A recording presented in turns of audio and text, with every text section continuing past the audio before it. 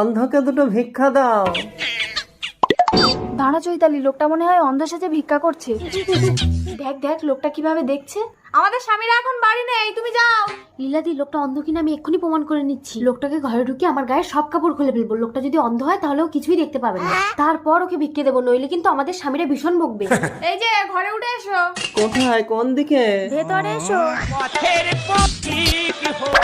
এইবার অন্ধের চালাকি ধরা পড়বে। অন্ধ সেজে ভিক্ষা, তার মানে সত্যিই অন্ধ। না গো লীলাদি, এর দুটোই লাইট কাটা। ঠিক আছে, এবার আমি একটা পরীক্ষা করে দেখি। এই নাও ভিক্ষা দিলাম। এই, তুমি আমার ব্যাগ থেকে চাল তুলে নিলে কেন? তুমি কি আন্দাজে বলছো নাকি? আন্দাজে কেন বলবো, আমি নিজের চোখে দেখেছি। তুমি চোখে দেখতে পাও? হ্যাঁ। লীলাদি, যা হওয়ার হয়ে গেছে, তোমার দেওরকে সব কিছু বলো না। চৈতালি, পেছন করে দেখ ওটা কে। স্বামী তুমি? চৈতালি, আমি বাড়ি না থাকলে তাহলে তুমি এইসব করো? ও বাবা গো, তবে রে, ও